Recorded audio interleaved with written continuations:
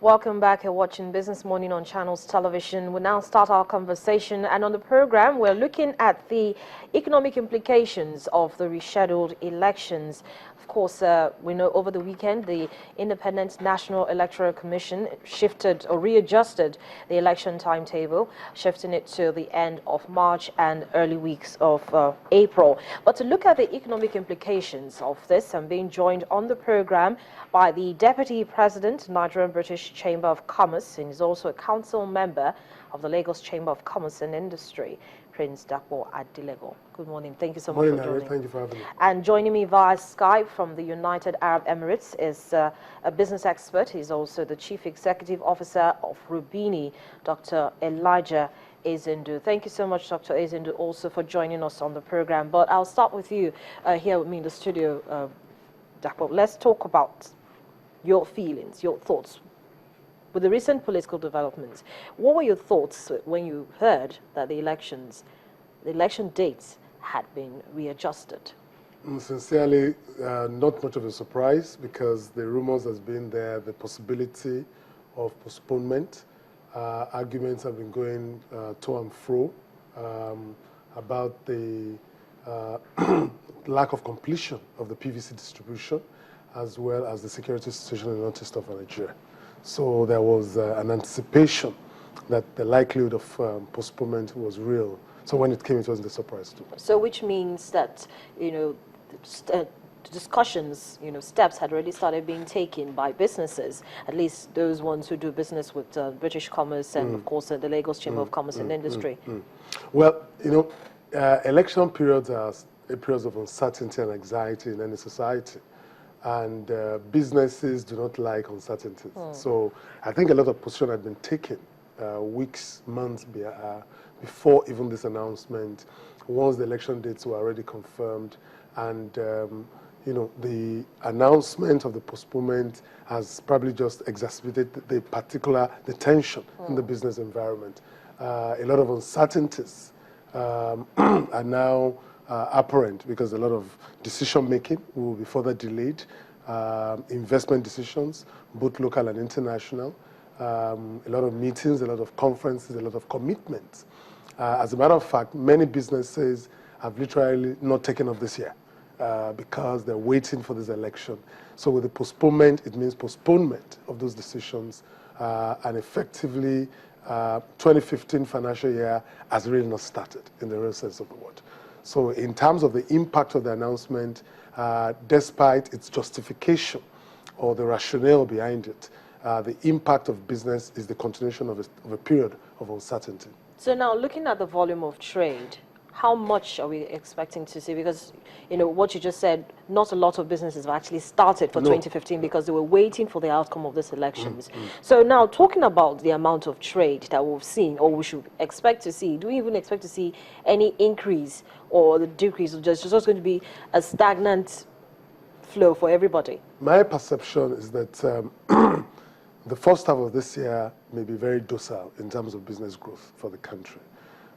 And that is because even if the elections are held and come to April 11, a month or so, we will still be dealing with the fallouts, positive or negative, of those elections. So in essence, I think quarter 3 of 2015 may actually be the beginning of business, real business in the country. And that means projections, budgets, in terms of sales, in terms of business that will have been affected in the first 2 quarters of the year will be affected. So in terms of growth, I don't see much growth. I think we're going to have a stagnant growth in the first 2 quarters of the year, and then maybe we begin to see some activity in the 3rd quarter. Let's bring in Dr. Ezendu to get his thoughts as well. Thank you so much, Dr.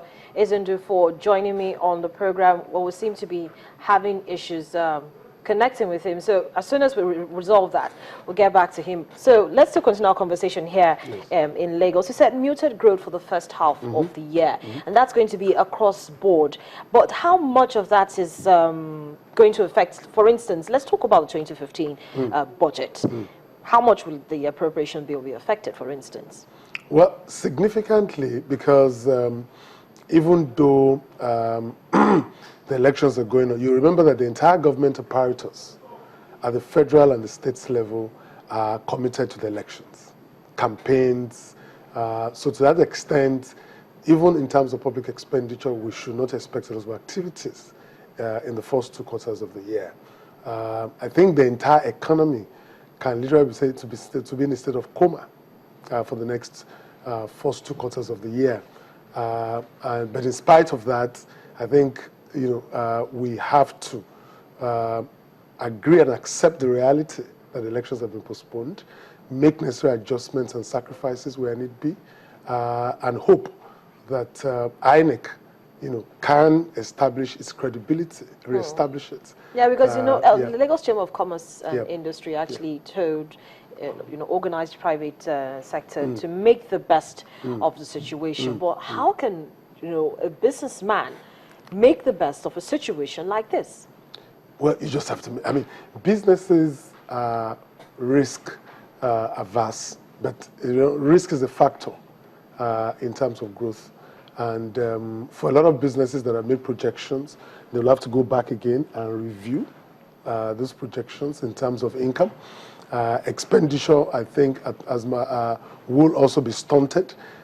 Many companies are not making any investment as of today, significant investment. The day-to-day operations will continue to go on. I mean, we have no choice. We have to keep the business open. We have to continue to engage. Maybe the beneficiaries of this postponement will be probably those businesses that support the election. Advertising agencies, billboard owner, printers of posters, and all of that. Logistics suppliers, and then the industry of the Valentine's Day. At least to a large extent, February 14th would be good business for them because the challenge that the elections that either to post to the over 5 billion naira income that is always projected annually to come from that industry will now be realistic for them. So there's some good signs for some people. Well, at this time, what do you think the fiscal authorities need to be doing? Well, the monetary aspect of our economy also has to be revised, because at the end of the day, politics, economic and social impact necessarily affects both fiscal and monetary policies.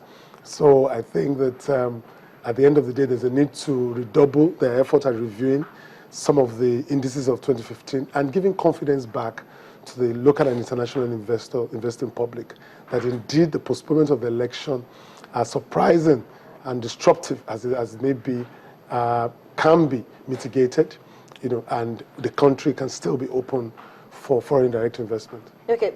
Let's quickly take a break and we'll come back and continue this conversation, and hopefully we'll be able to speak to Dr. Elijah Izendu, who's supposed to join us via Skype from the United Arab Emirates. You're watching Business Morning on Channels Television. We'll take a quick break and come back and continue this conversation.